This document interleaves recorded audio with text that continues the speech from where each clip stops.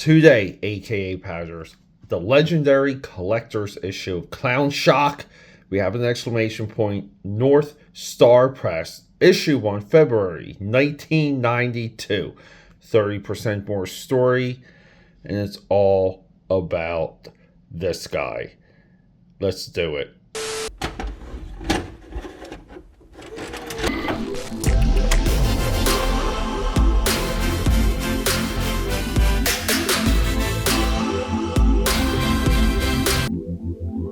This is the book, my AKA Padders. Clown Shock #1, 1992, for Halloween.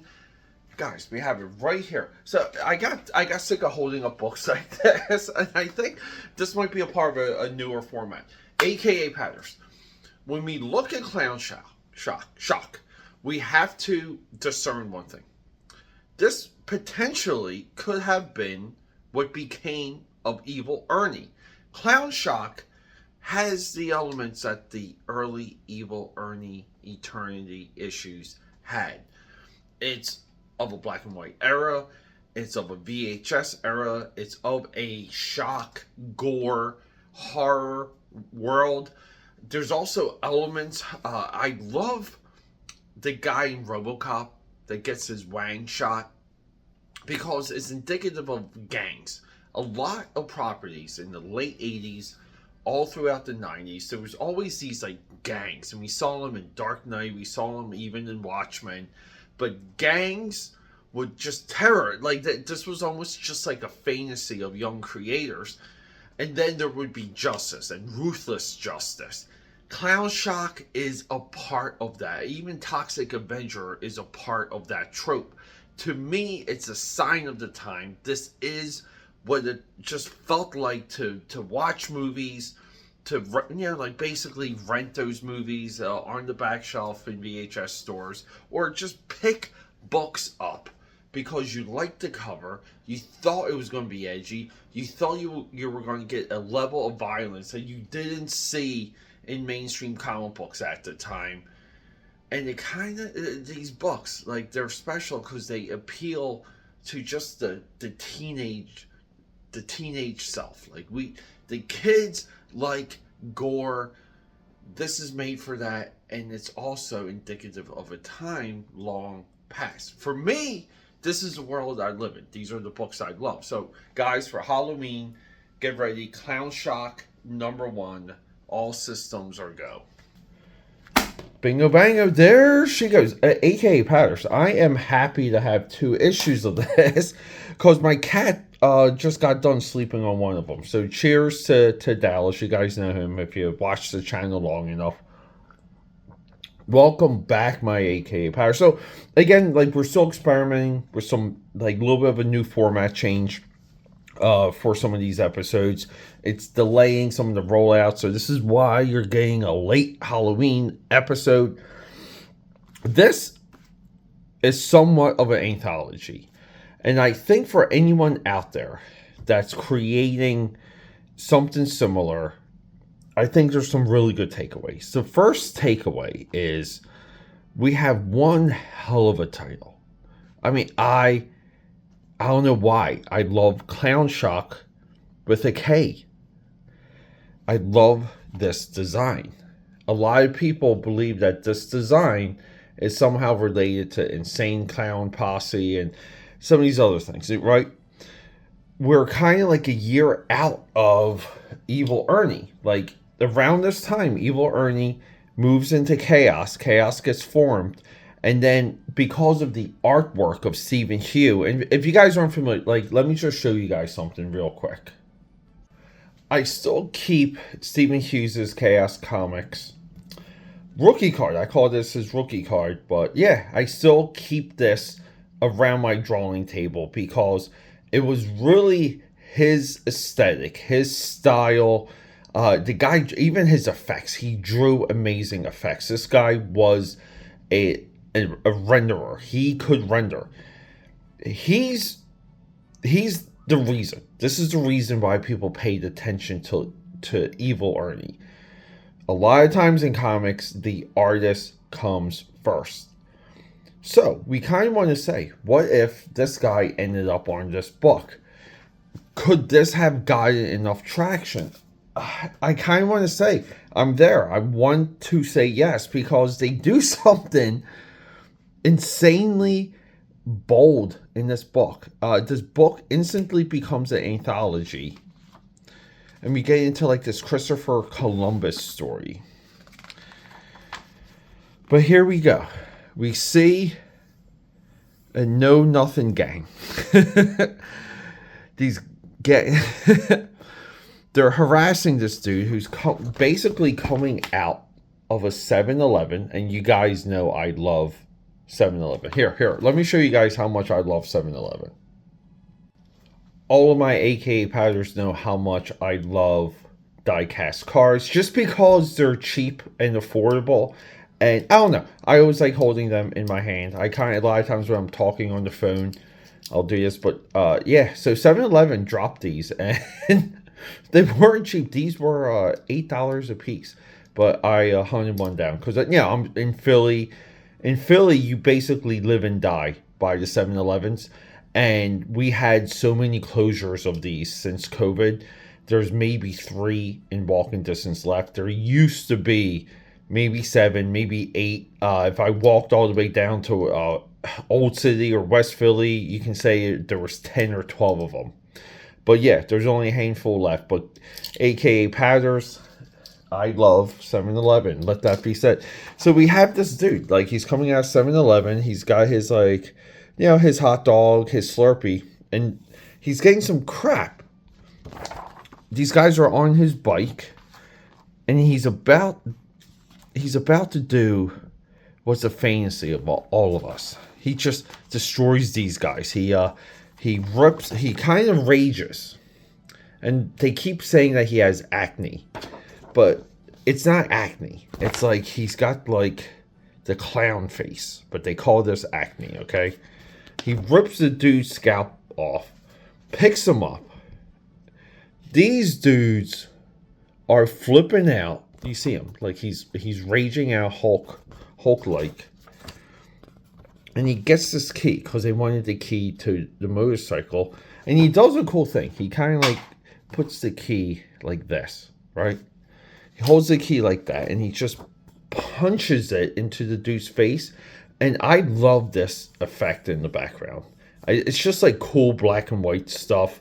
I even like these speed lines. I like the blood dripping down.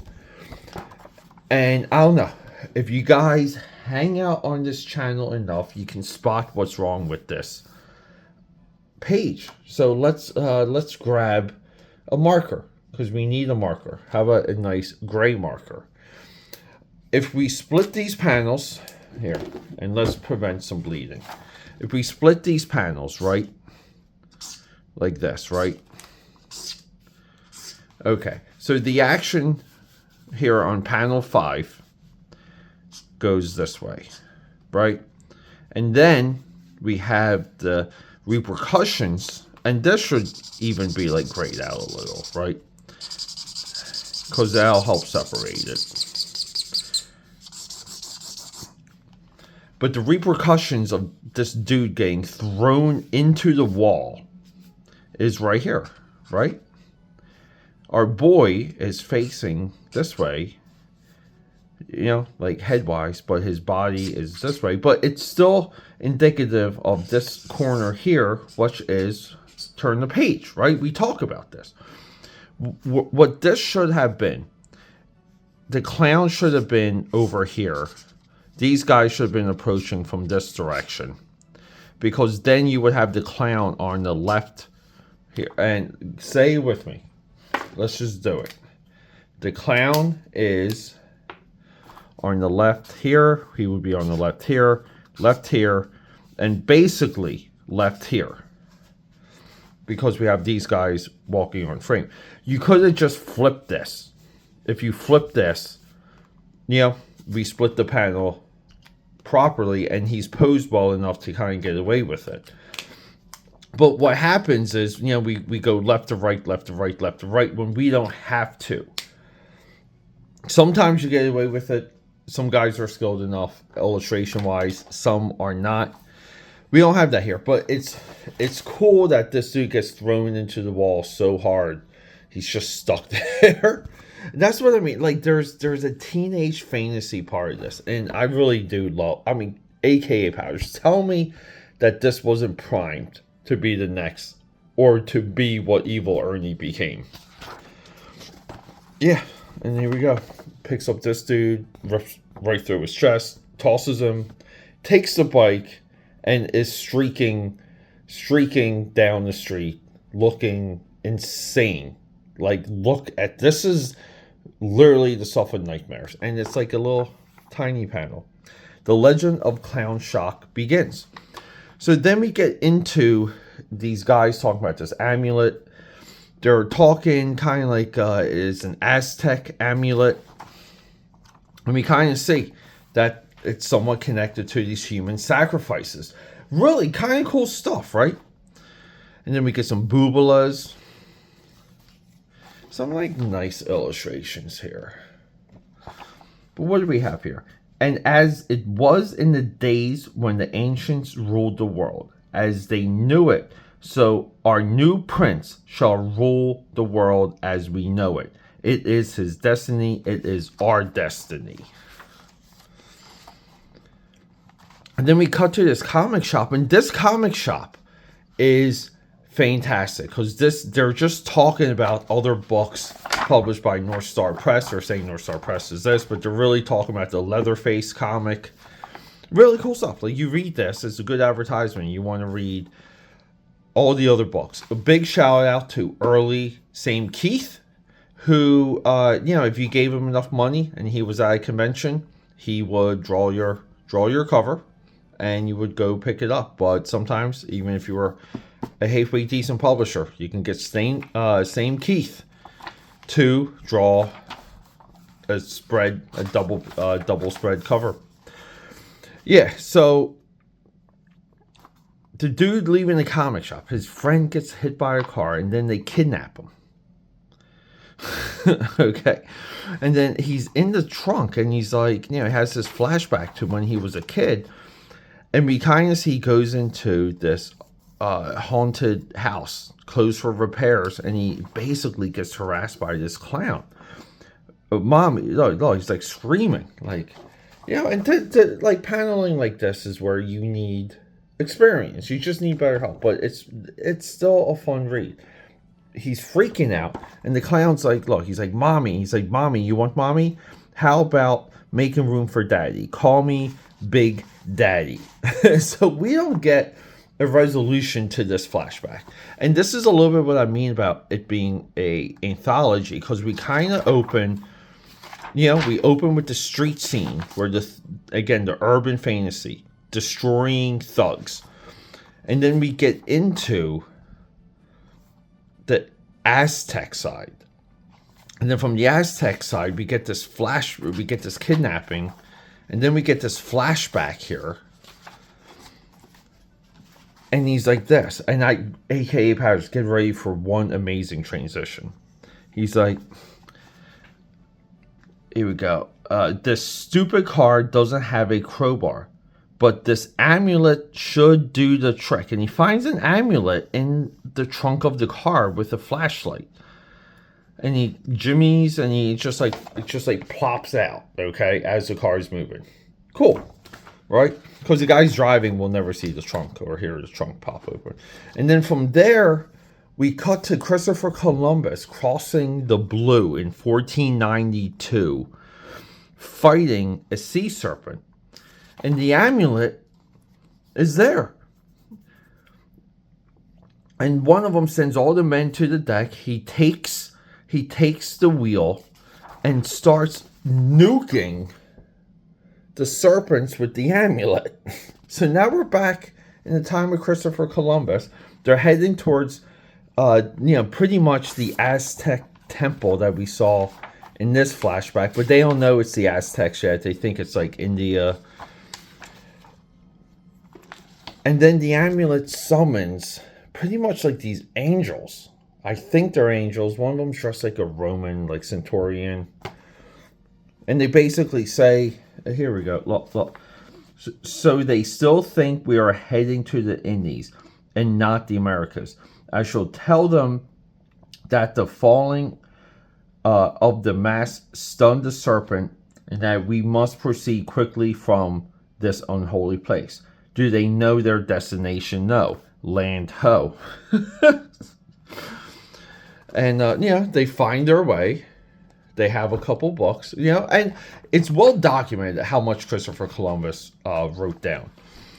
And then we cut to the Aztecs, and they're kind of like, look, as you predicted, my lord, they have come. With your help, we are ready to take back what is rightfully ours. And that is Clown Shock number 1. We even get this other story here that's this is a little bit too wild. It doesn't pinpoint like a thread, like a good story. This is just kind of a bunch of, but it's nice to look at. I mean, we have a great city shot here for this panel, but this is kind of like stripper fantasy, demon type stuff. But again, still fun. So within the story that we need for Clown Shock, and I'm pretty sure we never got in issue 2. This is like basically like 4 chunks. This is almost like 4 separate anthology stories that are somewhat connected together. And for a issue 1 read, it's there. Where it's not, it's just there needs to be a little bit more of a connective tissue between the different phases I showed you, between the different types of stories and stories, just to connect it a little bit better. Like, for example, like this guy here, like he comes in after the Aztec flashback and the rituals. And then here, as Clown Shock speeds off. Look, the legend of Clown Shock begins.